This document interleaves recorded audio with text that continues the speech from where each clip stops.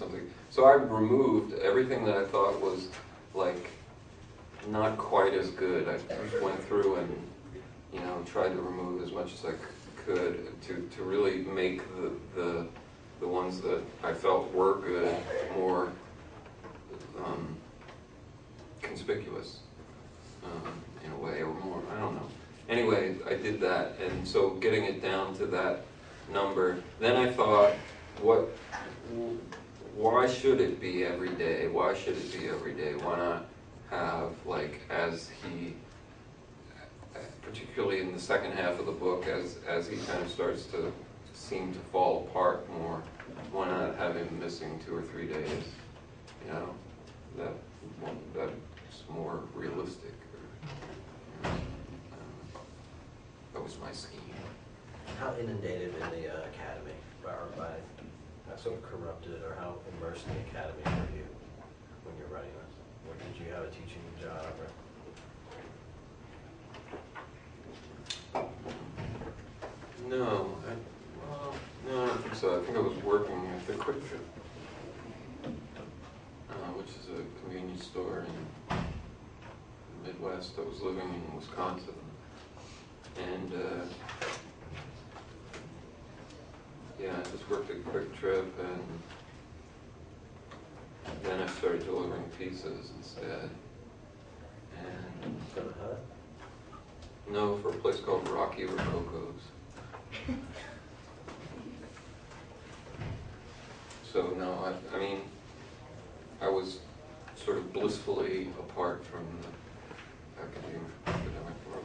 Sometimes when I read them, they seem to be sort of anti-academic to me, but... Yeah, well, I mean, I had already absorbed my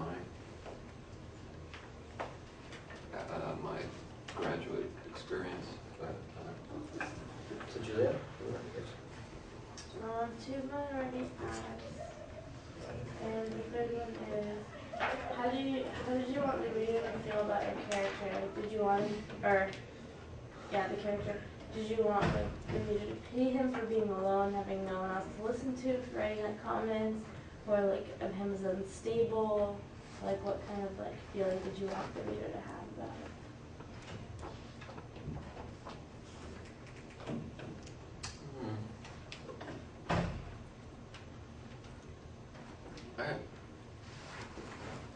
I think of Toni Morrison's book, Jazz, where the book ultimately gets to this point where,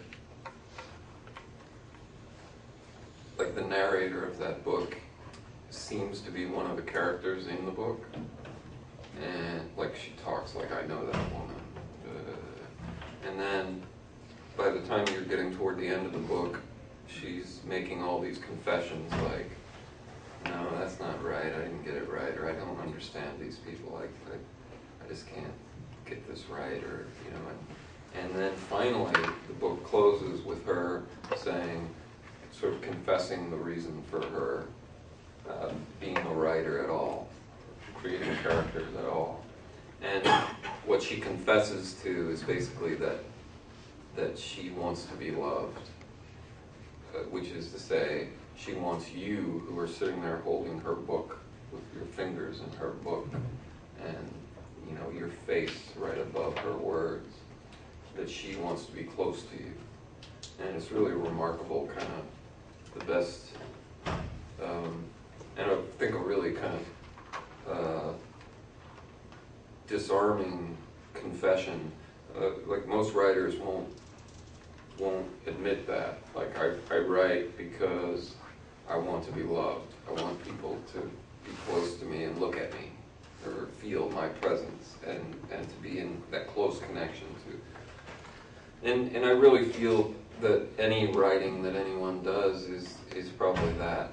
It's probably just, so I don't care really what anybody ultimately concludes about the character, like, I feel this or I feel that, but I think it's just the process of, if you feel at all close, if you feel that that's a human being of any kind, if you feel, that's what any good literature does to me, is it just makes you feel close with another person, and to have a sense of what being a person is about.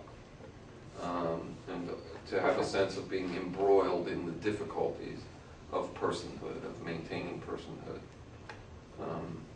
So as far as this book, if I would just, I mean, for people who read it and feel like, who identify with that character in some way, or who feel, even for people who are sort of hate the character, I would feel like even those people are probably, you probably can't hate something unless it's evoked something you really fear, or something that is of issue to you, or that you're still grappling with.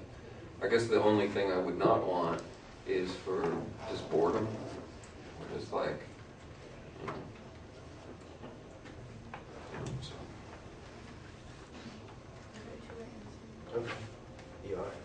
Yeah, I don't know, you seem like really fond of speaking of like specific menu items from Wendy's, and I was just wondering, like, I know you like, you obviously have a very strong connection to Frosties, but like, which ones like do you like to like, what do you like to eat at Wendy's? Basically.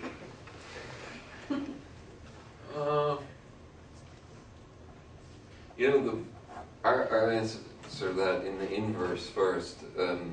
What I don't recommend, and I don't know that they still sell them, but are the baked potatoes. Right?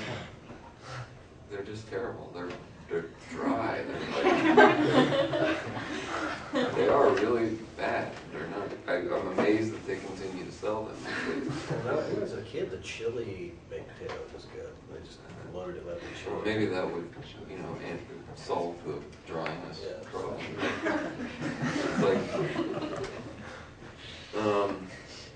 because I like that idea. I thought, oh, a baked potato. And so I would fall into the trap of saying, maybe I just had a bad one, you know.